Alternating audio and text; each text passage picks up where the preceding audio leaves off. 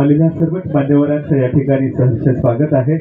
आदरणीय सयाजी शिंदे सर, सन्माननीय रंगनाथजी Pathare sir, Arvindji Jagtap sir, त्याचबरोबर पांडुरंग सोनवणे सर, योगेशजी पाटील आणि सुहास वाईगणकर सर, या सर्व मान्यवरांना विनंती आहे की कृपया आपण स्टेजवर यायचं आहे.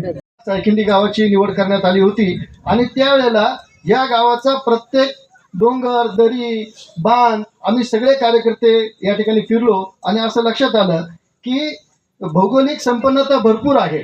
डोंगर आहेत, वेगवेगळ्या प्रकारचे, जरी तर शोधलं तर खनिज संपदा पण चांगले असेल, परंतु पाणी अडवण्याचं, माती अडवण्याचं नियोजन मात्र अजिबात नाही. सयाजी सर, तुम्हाला सांगतो की पाऊस सुरू झाला, एखादा जर चांगला पाऊस पडला, आज आपल्याला ह्या डाव्या हाताला जे काही तळं दिसत आहे, तर पूर्वी अशी परिस्थिती नव्हती. तिथे डोंगरावर थेंब पडला, पाणी व्हायला लागलं की ते पाणी सगळं म्हाळुंगी नदीला जात असायचं आणि गावामध्ये मात्र पिण्यासाठी कायमचं टँकर, अशी परिस्थिती होती. लोकपंचायत संस्थेने या ठिकाणी काम केलं, काही माती बांधले, सिमेंटचे बंधारे बांधले आणि त्यावेळेला असं लक्ष झालं की इथं आता गाडून घेऊन काहीतरी एक चांगलं काम करणं गरजेचं आहे. तर काय करता येईल आणि त्याच्यातनं हा सह्याद्री देवराईचा प्रकल्प उभा राहिलेला आहे. सयाजी सरांची फार मोठी प्रेरणा या सगळ्या कामासाठीची आहे. म्हणजे झाड, म्हणजे एखादा माणूस झगमगत्या दुनियेमध्ये असताना सुद्धा माती आणि पाणी याच्याशी त्याचं घट्ट नातं किती असावं याचं उत्तम उदाहरण सयाजी सरांचं आहे.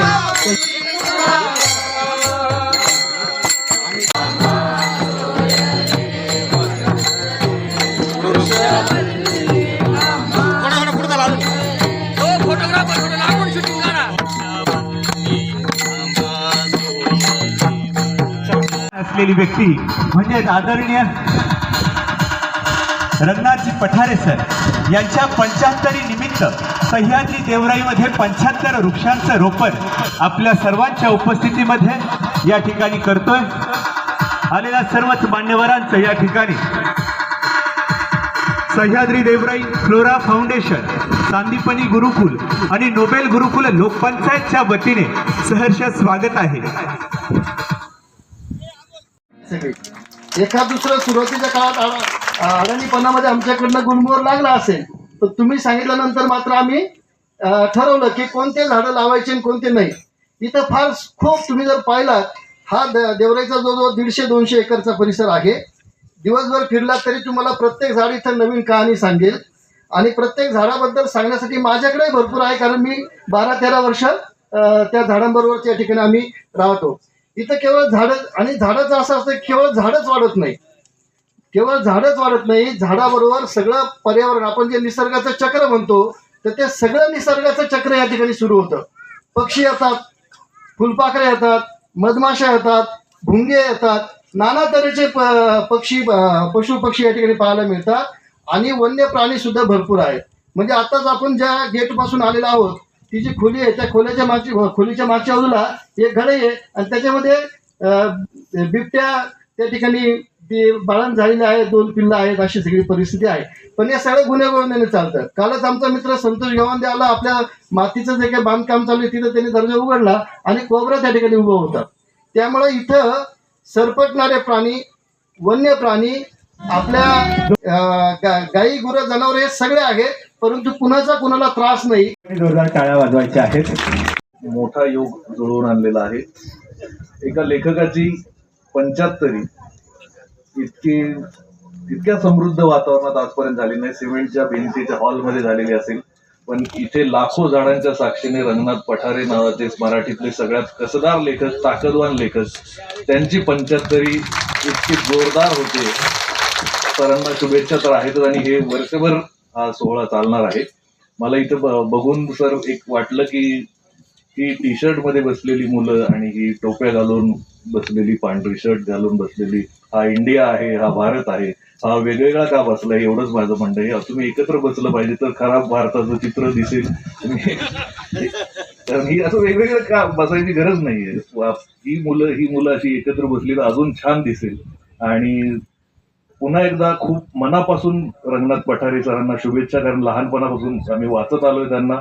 त्यांचं अनुकरण करू शकण्याची काही सूत्रम शक्यता नव्हती, तेवढ्या ताकदीचे शब्द आमच्याकडे नाहीत, पण त्यांना ऐकत राहणं, वाचत राहणं हाच आमचा अभ्यास आहे. माझ्यासारख्या प्रत्येक होऊ घातलेल्या लेखकाचा अभ्यास आहे. पुन्हा एकदा शुभेच्छा.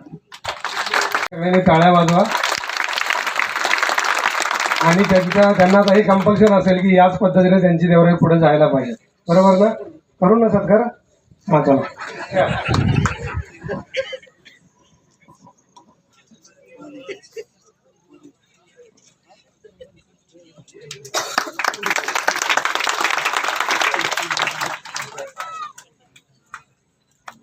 किंवा गौंडी असतील अशा गोरगरीब लोकांना त्यांच्या गरजा भागवणे आणि विशेष म्हणजे ह्या गोरगरीब लोकांमध्ये काम करूनही ही पतसंस्था अतिशय उत्तम चालवली गेलेली आहे.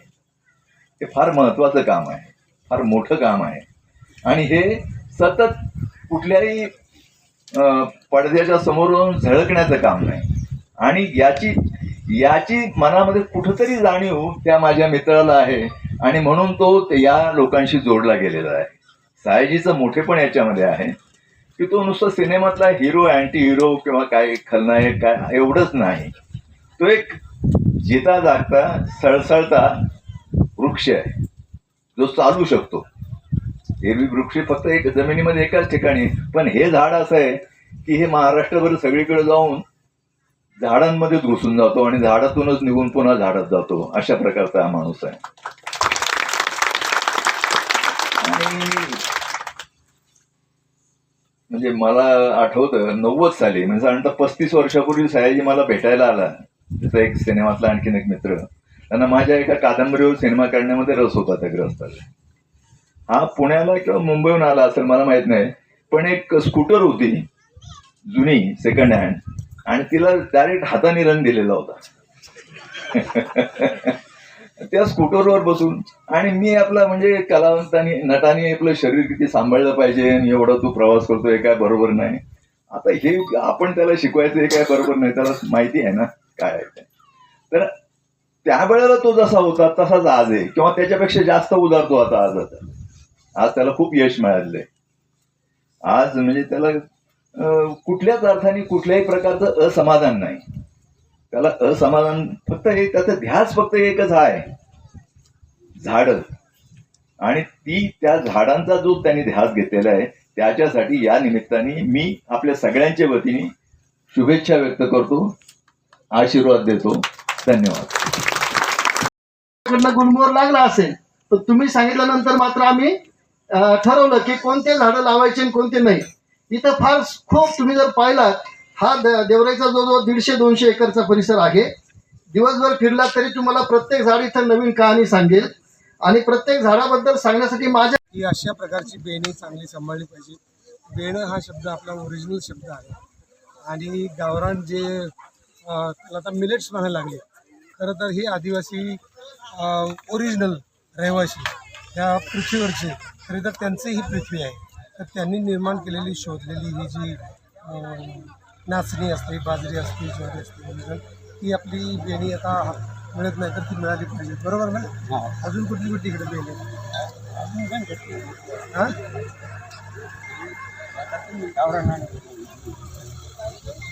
माझा पेन पडला होता, पेन लागला तर उगवलं असतं. पेनाचा काय उपयोग राहणार जमिनीला? जमिनीला चांगल्या धान्याचीच गरज आहे. चांगलं धान्यच उगवलं पाहिजे तरच आपण चांगलं जगू शकतो. थँक्यू.